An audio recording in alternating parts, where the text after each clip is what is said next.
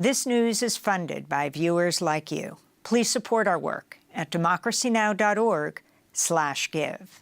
A warning to our listeners and viewers, this next story includes video and descriptions of police killing a man in his apartment. In Florida, the family members of a 23-year-old Air Force member killed by a sheriff's deputy May 3rd are demanding justice. Newly released body camera footage shows Roger Fortson answering the door of his own apartment and immediately being fatally shot by an Okaloosa County officer. Sheriff's office, open the door! Step out. Drop the gun! Drop the gun! It's over there. Drop the gun! I don't have it. 312, shots fired. Suspect down. Do not move! 312, get EMS my location.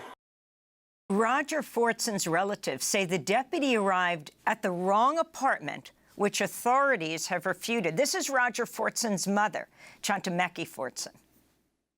So to this sheriff department that took my gift, that had so many accolades inside of him, to err is human and to forgive is divine. I need you guys to tell the truth about my son. For more, we're joined by Ben Crump, civil rights attorney representing Fortson's family. Ben, welcome back to Democracy Now! So if you can really take us through what happened here.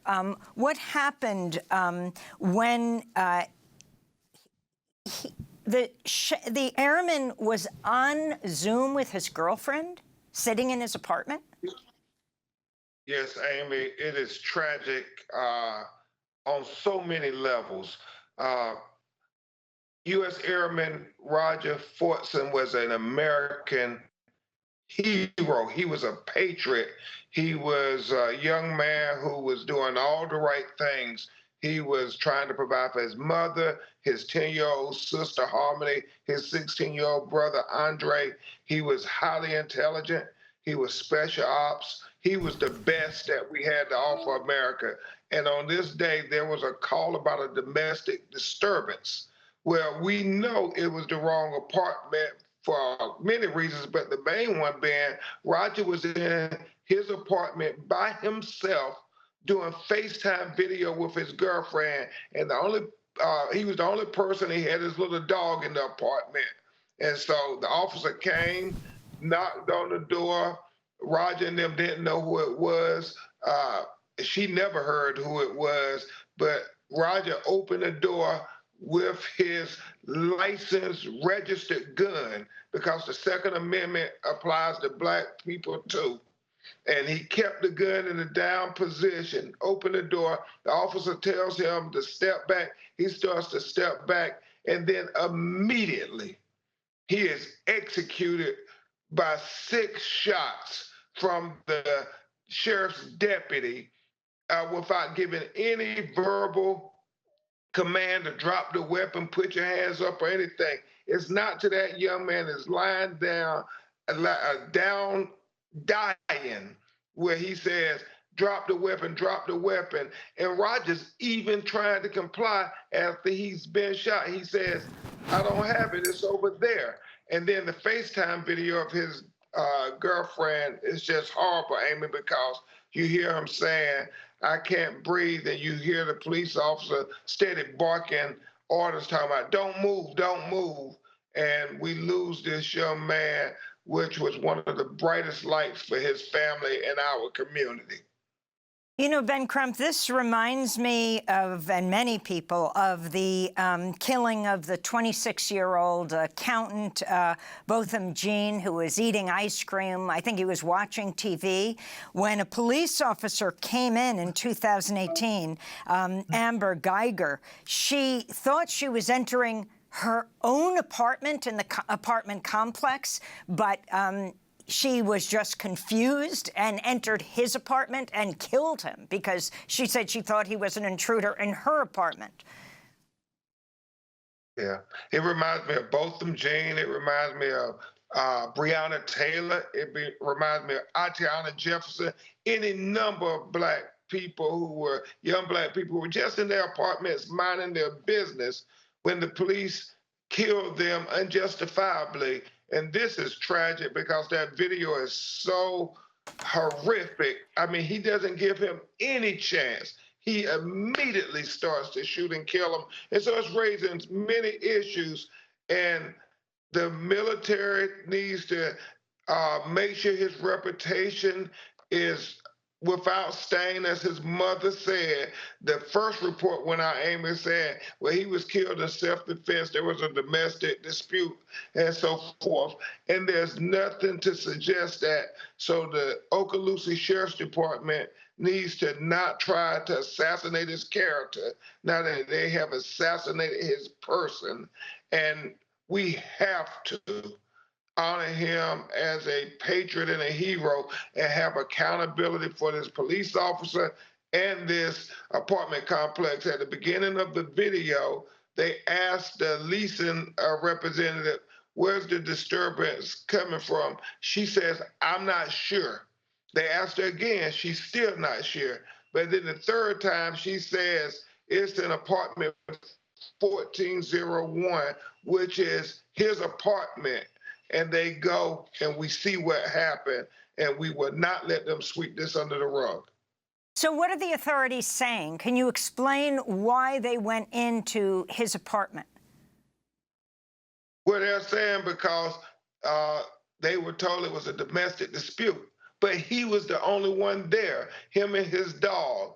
He was on FaceTime with his girlfriend. So they need to go ahead and admit that it was the wrong apartment and quit trying to justify this unjustifiable killing.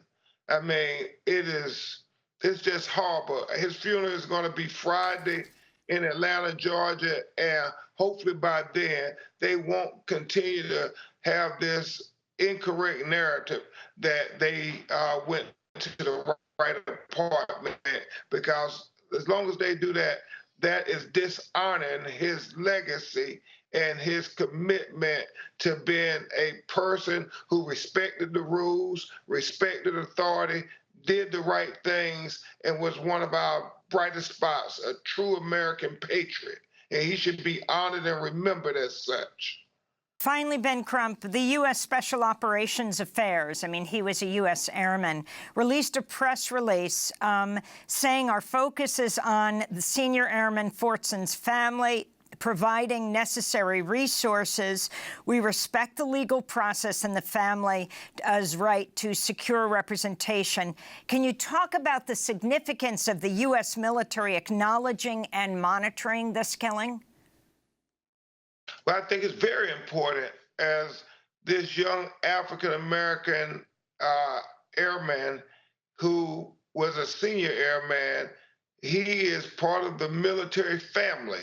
And so we would expect that they would stand up and make sure he's given the same dignity and respect that you would afford a military personnel who has done everything appropriate to serve his country. The fact that, you know, we haven't heard from the NRA. I mean, we're in Florida. Florida encourages citizens to have guns and have their right to the Second Amendment. Well, it should be foreseeable for police officers, if you're coming to somebody's house in a state like Florida, where many citizens have guns, well, how are you supposed to interact with them when they're exercising their basic constitutional rights?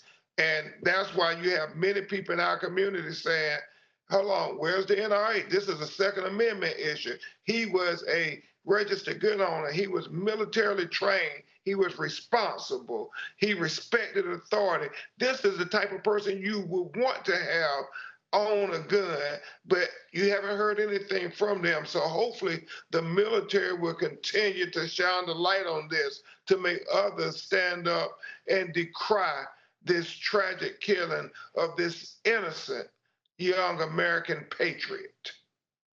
And finally, Ben Crump, on a totally different issue, last Malcolm X Day, on the assassination, the anniversary of the assassination of Malcolm X, you announced the family's lawsuit. And I'm wondering if the mayor of New York City, one of the things you've requested is that the release of key evidence in the assassination. Has Mayor Adams, a former police officer, responded?